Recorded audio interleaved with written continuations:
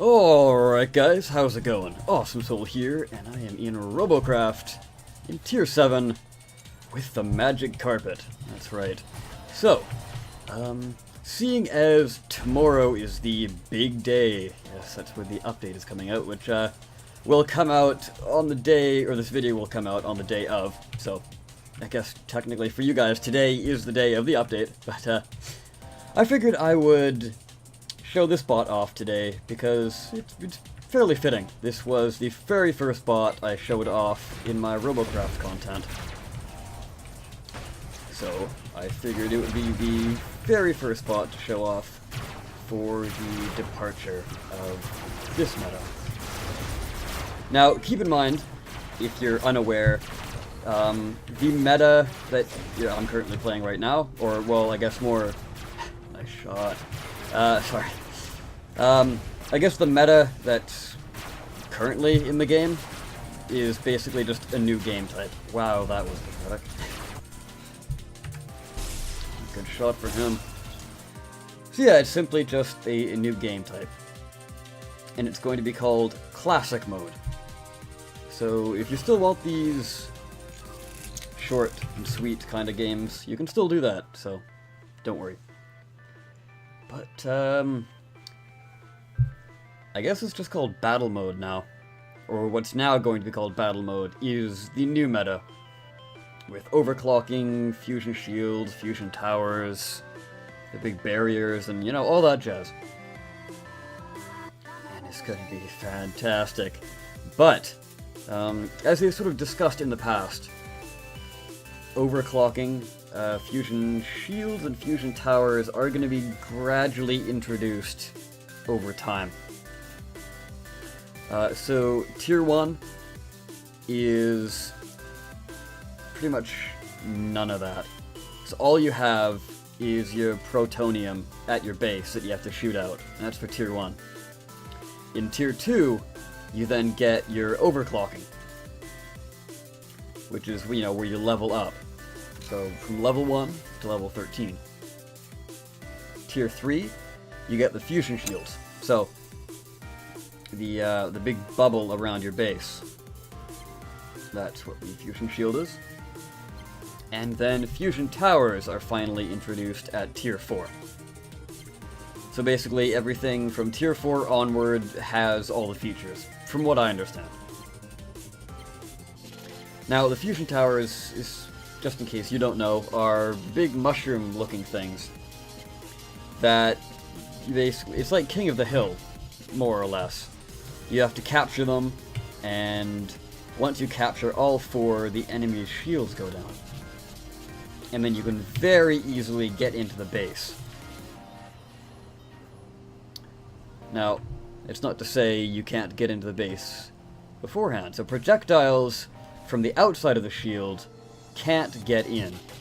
However, projectiles from inside the shield can get out.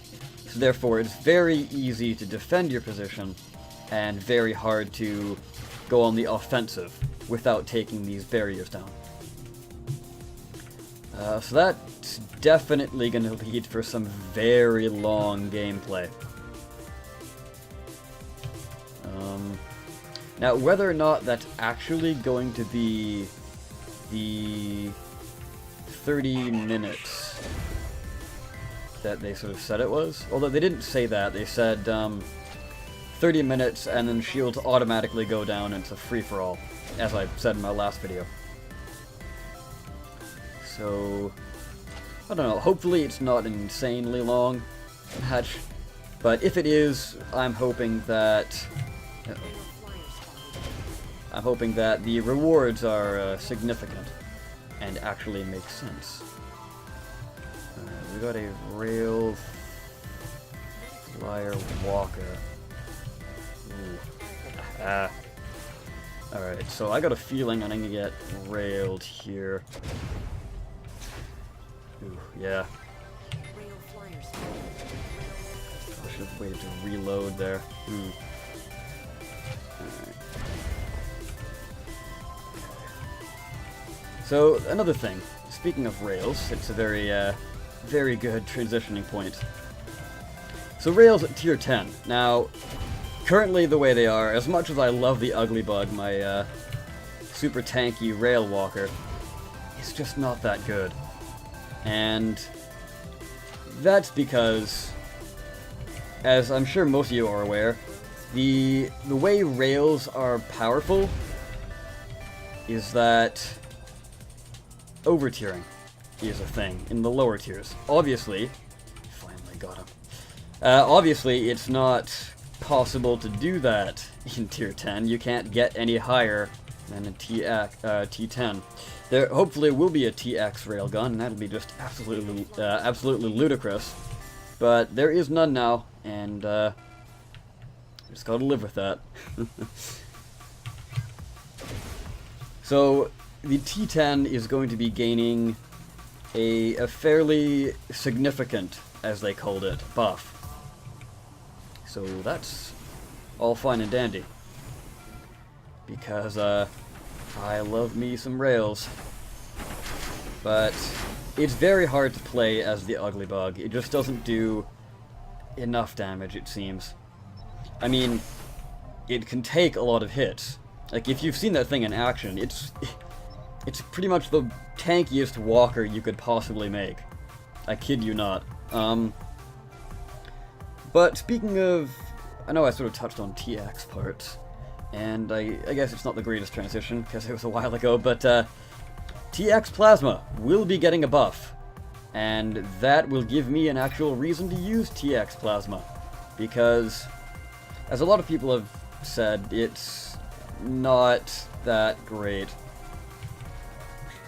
I think it was summed up quite well by one person I was playing with, where they saw like a crappy Megabot, and then they saw it was Plasma, and they were like, oh, don't worry, it's Plasma, even if it was a good bot, it doesn't really matter.